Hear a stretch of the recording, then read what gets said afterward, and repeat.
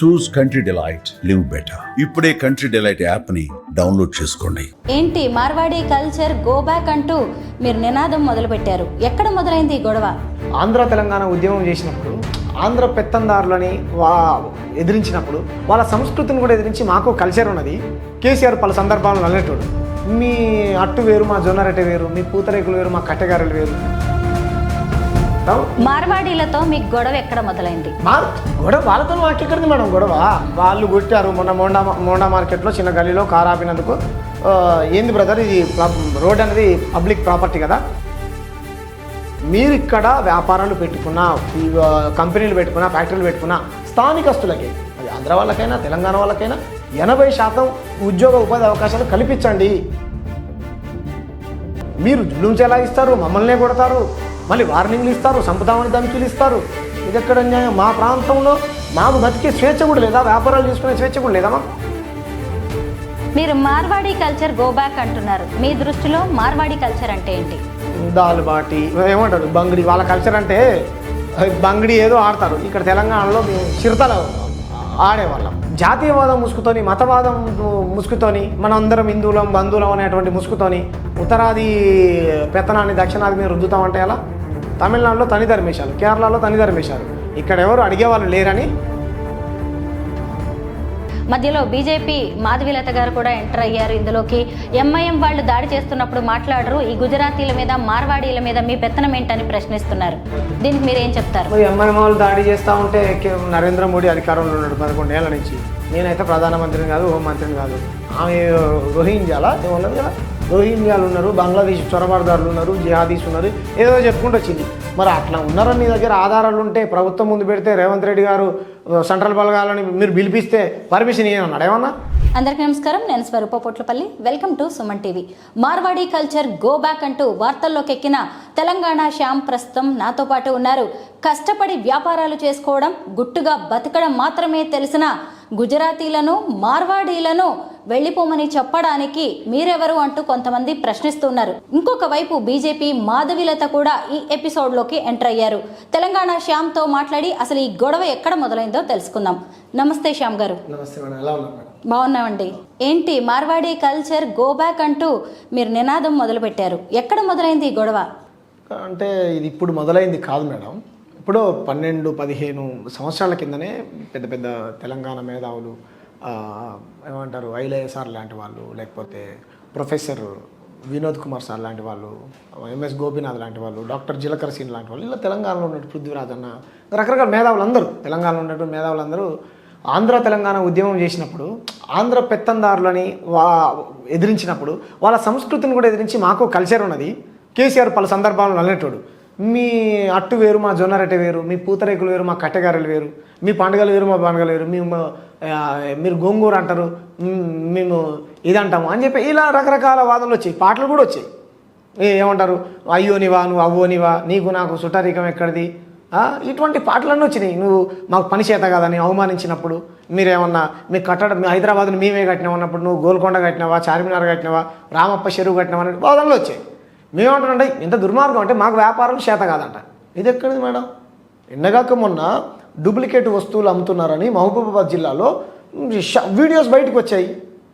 వీళ్ళే అమ్ముతున్నారని అన్ని దుకాణాలు వీళ్ళే పెట్టుకొని ఇక్కడ ఉన్నటువంటి బీసీ కుల వృత్తులు చేసుకునేటువంటి వాళ్ళ వృత్తులను ధ్వంసం చేసి అన్ని వ్యాపార రంగంలోకి దూరిపోయి ఇక్కడ ఉన్నటువంటి అధికారులతో కుమ్మక్కయ్యి, రాజకీయ నాయకులతో కుమ్మక్కయ్యి మా కుల వృత్తిని జాతీయవాద ముసుగులో మా కులాలకు అన్యాయం చేస్తా అంటే స్వర్ణకారులు మొత్తం రోడ్డెక్కి ఉలిబాడిష దెబ్బ అంటారు. ఐడియా ఉంది కదా, తుడుం దెబ్బ, బంజారా దెబ్బ, దళిత దెబ్బ అని సంఘాలు, కుల సంఘాలు అంటారు. ఉలిబాడిష దెబ్బ అని ఉద్యమం మొదలుపెట్టారు వాళ్ళు స్వర్ణకారులు.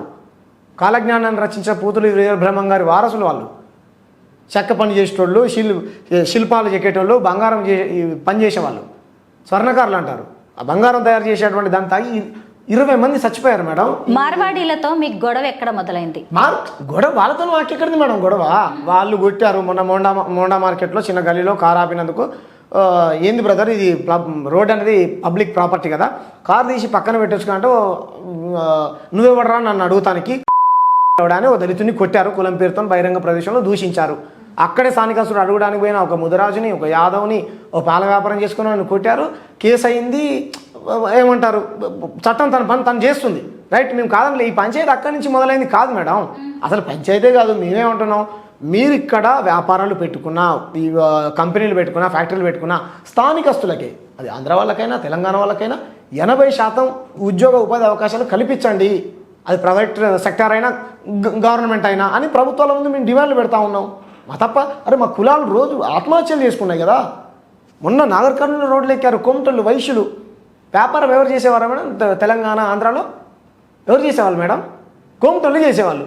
ఈరోజు మార్వాడీలు, రాజస్థాన్, గుజరాత్లు ప్రతి గ్రామంలో చేస్తూ ఉన్నారు. ఎవరు ఎక్కడైనా చేసుకోవచ్చు, మేము కాదని అంటలే. కానీ మీరు జులుం చెలాయిస్తారు, మమ్మల్నే కొడతారు, మళ్ళీ వార్నింగ్లు ఇస్తారు, సంపుతామని ధమ్కీలు ఇస్తారు. ఇది ఎక్కడ న్యాయం? మా ప్రాంతంలో మాకు బతికే స్వేచ్ఛ కూడా లేదా? వ్యాపారాలు చేసుకునే స్వేచ్ఛ కూడా లేదా మాకు? మీరు మార్వాడీ కల్చర్ గో బ్యాక్ అంటున్నారు. మీ దృష్టిలో మార్వాడీ కల్చర్ అంటే ఏంటి?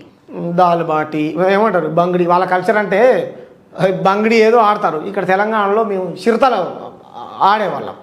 ఇంకేదో రకరకాల పండుగలు ఏవో చేసుకుంటారు వాళ్ళు. నాకు ఎప్పుడైతే వాళ్ళు బోనాలు ఎత్తుకున్నట్టు, బతుకమ్మ ఆడినట్టు, శివసత్తులు ఊగినట్టు ఇటువంటి ఎప్పుడు చూడలే. వాళ్ళ కల్చర్ వాటిని ఏమంటారో కూడా తెలియదు మేడం. నేను రోడ్ల మీద చూసాను అప్పుడప్పుడు. ఆ కల్చర్కు మన వాళ్ళు కూడా ఇదైపోయారు. ఇప్పుడు ఏమంటారు, ఫర్ ఎగ్జాంపుల్ ఏదో పండుగ ఉంది మేడం వాళ్ళది, వాళ్ళ పండుగను కూడా మన వాళ్ళు చేసుకునేటువంటి దుస్థితిలోకి మన వాళ్ళు వెళ్ళిపోయారు. అంటే వాళ్ళ ఆ విధంగా మన వాళ్ళ మైండ్ సెట్ని ఇలా చేశారు. ఎప్పుడైతే తెలంగాణ ఉద్యమం మొదలైందో బతుకమ్మ పండుగకు ఒక ఇదొచ్చింది, బోనాల పండుగకు ఒక ఇదొచ్చింది. సో జాతీయవాదం ముసుగుతోని, మతవాదం ముసుగుతోని, మనం అందరం హిందువులం బంధువులం అనేటువంటి ముసుగుతోని ఉత్తరాది పెత్తనాన్ని దక్షిణాది మీద రుద్దుతామంటే ఎలా? తమిళనాడులో తని ధర్మేశారు, కేరళలో తని ధర్మేశారు. ఇక్కడ ఎవరు అడిగేవాళ్ళు లేరని వీళ్ళు ఇష్టమైపోయింది. అది మా కల్చర్ అంటే తెలియదు ఏమున్నది. శ్యామ్ గారు, మనం ఆంధ్ర వాళ్ళని వెళ్ళిపోమని చెప్పి మనం తెలంగాణ తెచ్చుకున్నాం, స్వతంత్ర రాష్ట్రం వచ్చింది, ప్రత్యేక రాష్ట్రం వచ్చింది. ఇప్పుడు మార్వాడీలను కూడా వెళ్ళిపోమని చెప్పి మనం మాత్రమే ఉందామా? తప్పు మేడం. ఆంధ్ర వాళ్ళని వెళ్ళిపోమని ఎక్కడ అనలే మేడం. మనం అధికార వికేంద్రీకరణ జరిగింది, అన్నల తమ్ముళ్ళలాగా విడిపోయామే తప్ప మనుషుల్లాగా వెళ్ళిపోయాం మేడం. ఇక్కడున్న ఆంధ్ర వాళ్ళు ఎంతమంది పని చేసుకోవట్లేరు మేడం, ఎంతమంది వ్యాపారాలు చేసుకోవట్లేరు, తెలుగు వాళ్ళకి ఎంతమందికి ఉపాధి కల్పించట్లేరు. వాళ్ళని వెళ్ళిపోమని ఎవరు చెప్పారు? ఎవరు చెప్పలేదు. మా వాళ్ళని కొట్టినప్పుడు ఆవేశంతో మా వాళ్ళు పాటలు పాడారు. మా మీదకి వచ్చి మా ప్రాంతంలో బతుకుంటూ మమ్మల్ని కులం పేరుతో దూషించి పళ్ళు ఇరగొడతారు, చెవు పాల్గొడతారు, రక్తాలు చూస్తారని కోపంలో మాట్లాడిన మాట వాస్తవం. వాళ్ళు మనుషులే ఉండి వెళ్ళిపోమంటాం. ఎందుకు తెలంగాణ వాళ్ళు పోయి అక్కడ బతకట్లేరా? తప్పు కదా. వాళ్ళు తప్పుగా అర్థం చేసుకుంటున్నారు. మేము ప్రభుత్వాలను డిమాండ్ చేస్తూ ఉన్నాం, మీరు కార్పొరేషన్ నిధులు ఇవ్వండి, ఈ కులాలకు ఇచ్చి వీళ్ళని ఎంకరేజ్ చేయండి. వ్యాపార రంగంలో బీసీ కులాలని, ఎస్సీ కులాలని, వృత్తులు చేసుకునే వాళ్ళని మీరు ఎంకరేజ్ చేయండి. తెలంగాణ వ్యాపార సంఘాలు ఉంటాయి మేడం. ఆధిపత్యం ఎవరిది ఉండాలి? తెలంగాణ వాళ్ళదే ఉండాలి కదా. వాళ్ళది ఉండడం నాకు అర్థం కాదు. తెలంగాణ కల్చర్లో మనకే ఉంది తెలంగాణ కల్చర్ అనేది. ఇప్పుడు మార్వాడీ కల్చర్ని మనకి నచ్చి మనం అడాప్ట్ చేసుకుంటున్నామే తప్ప వాళ్ళెవరు కూడా పెద్దగా మన మీద బలవంతంగా రుద్దుతున్నదేమీ లేదు కదా. సీమాంధ్రులు కూడా అప్పుడు ఇలాగే అన్నారు మేడం. ఎందుకు లగడపాటి లాంటి వాళ్ళు, ఇంకా చాలామంది వీళ్ళు కూడా ఏమవుతుంది రా భయ్, అందరం తెలుగు వాళ్ళమే కదా, రాసేది ఒకటే పూసేది ఒకటే. అంటే మా భాష వేరు, మా కల్చర్ వేరు, మా ఆచారం వేరు, మేము ఒక్కొక్కరు ఒకలా మాట్లాడతాం. ఎందుకు మేడం అదంతా ఎందుకు? ఆంధ్ర తెలంగాణ ఉద్యమం ఆహార అలవాట్లు వేరని కూడా ఏమంటారు బోర్డులు ఉంటే ఆంధ్ర భోజనం ఏంద్రా నాయన తెలంగాణలో పెట్టిన తెలంగాణ భోజనం అని పెట్టాలని ఇది చేశారు. కాబట్టి చాప కింద నీరులాగా వీళ్ళ సంస్కృతిని జాతీయవాద ముసుగులో మా మీద బలవంతంగా నూకుతామనంటే మాలాంటి వాళ్ళు పసిగడతారు, పెనుబాములై పేలుతారు. కాబట్టి ఇది ఒక కుట్ర. మొత్తానికి ఈ మార్వాడీస్ కల్చర్ గో బ్యాక్ అనేది కాస్త మతం రాజకీయ రంగు పులుముకున్నట్టుగా కనిపిస్తోంది. మధ్యలో బీజేపీ మాధవీలత గారు కూడా ఎంటర్ అయ్యారు ఇందులోకి. ఎంఐఎం వాళ్ళు దాడి చేస్తున్నప్పుడు మాట్లాడరు, ఈ గుజరాతీల మీద మార్వాడీల మీద మీ పెత్తనం ఏంటని ప్రశ్నిస్తున్నారు. దీనికి మీరు ఏం చెప్తారు? మరి ఎంఐఎం వాళ్ళు దాడి చేస్తూ ఉంటే నరేంద్ర మోడీ అధికారంలో ఉన్నాడు 11 ఏళ్ల నుంచి. నేనైతే ప్రధానమంత్రిని కాదు, హోంమంత్రిని కాదు. ఆమె రోహింగ్యాలా ఏమన్నది కదా, రోహింగ్యాలు ఉన్నారు, బంగ్లాదేశ్ చొరబాటుదారులు ఉన్నారు, జిహాదీస్ ఉన్నారు, ఏదో చెప్పుకుంటూ వచ్చింది. మరి అట్లా ఉన్నారని నీ దగ్గర ఆధారాలు ఉంటే ప్రభుత్వం ముందు పెడితే రేవంత్ రెడ్డి గారు సెంట్రల్ బలగాలని మీరు పిలిపిస్తే పర్మిషన్ ఇవ్వన్నాడు ఏమన్నా? వాళ్ళతో అందరికీ ప్రమాదమైనప్పుడు పట్టుకోవచ్చు కదా, నా పని కాదు కదా, పట్టుకోవచ్చుగా అమ్మా. ఏ పని లేకున్నది, వాళ్ళు ఉన్నారు వాళ్ళ గురించి మాట్లాడారంటే మీరే కదా అధికారంలో ఉన్నది. విదేశీ వాళ్ళు మన దేశంలోకి జ్వరపడుతుంటే పట్టుకోవాల్సిన బాధ్యత ఎవరిది మేడం? మీదా, నాదా, తెలంగాణ శ్యామదా? ఏం మాట్లాడుతుందామో నాకు అర్థం కాదు. పోయి అక్కడెక్కడో అమ్మవారి టెంపుల్ దగ్గర నాకు ఏ స్వార్థం లేదు, నేను రాజకీయం ఏం చేయట్లేదు, నా ధర్మం కోసం పోరాడతానా అంటుంది. ధర్మం కోసం పోరాడదని ధర్మం కోసం పోరాడు, తప్పులేదు. కానీ నీ సొంత ప్రయోజనాల కోసం జూబ్లీహిల్స్లో ఉప ఎన్నిక ఎందుకు కదా, మాగంటి గోపీనాథ్ గారు చనిపోయారు కదా, బీజేపీ నుంచి టికెట్ తీసుకొని హిందూ ముస్లిం పంచాయతీ పెట్టి గెలవాలి అనేది నీ ఆలోచన, నీ రాజకీయంలో నీ ఎత్తుగడలో భాగం ఇది. ప్రజలు పసిగట్టరు అనుకోకు. చిన్నజీయర్ స్వామి అయినట్టయినా సమ్మక్క సారక్కలు ఏమైనా గొప్ప దేవతల, వాళ్ళు ఏమైనా ఆకాశం నుంచి ఊడిపడ్డారా? వ్యాపార దేవతలను అవమానించాడు. మరి అప్పుడు ఎందుకు రాలి కోపం? హిందువులే కొట్టుకుంటున్నారు, ముస్లింలు కొట్టుకుంటున్నారు. మరాఠీ వాళ్ళకు మరాఠీ, అక్కడ పంచాయతీ ఇక్కడ పంచాయతీ, వీళ్ళు అనుకోవాలి, వీళ్ళు నికృష్టులు, వీళ్ళు కాంగ్రెస్ వాళ్ళు ఏదేదో చెప్తా ఉన్నది ఆమె. రైట్ అమ్మా, హిందువులు అందరం ఇంతమంది కులం పేరుతో దూషించి సల్లూరు మల్లేష్ అనేటువంటి వ్యక్తిని జగిత్యాల జిల్లా వెలగటూరు మండలం కిషన్ రావుపేటలో పట్టపాటిలి ఇద్దరు ప్రేమించుకున్నందుకు నరికి చంపేశారు మేడం.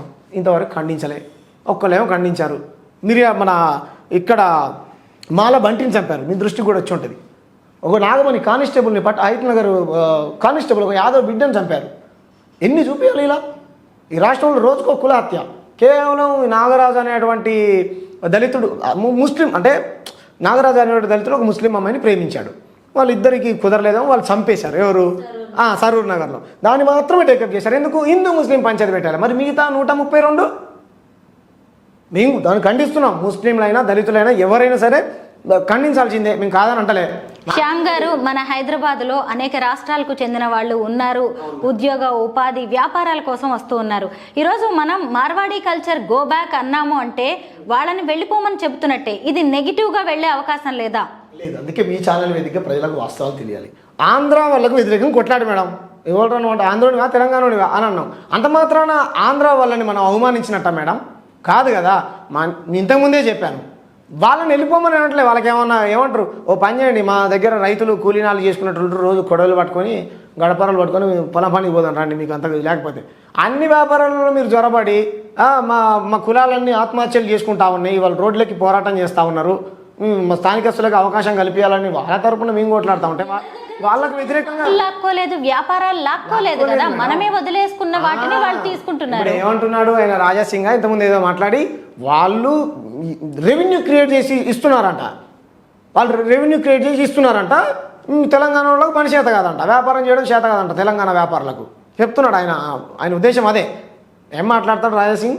ఇక్కడ ఉన్నటువంటి వాళ్ళు ఎంతమంది పారిశ్రామికవేత్తలు లేరు, అద్భుతంగా పనిచేస్తూ ఉన్నారు. ప్రభుత్వాలు అదే వీళ్ళ ప్లాన్ ఏంటంటే కేవలం గుజరాతీ వాళ్ళు, రాజస్థాన్ వాళ్ళు, మార్వాడి వాళ్ళే కోటీశ్వర్లు కావాలి, వ్యాపార రంగంలో వాళ్ళే ఎదగాలి, కోట్లు సంపాదించుకోవాలి, తెలంగాణ బిడ్డలు ఆంధ్ర బిడ్డలు బాగుపడొద్దు.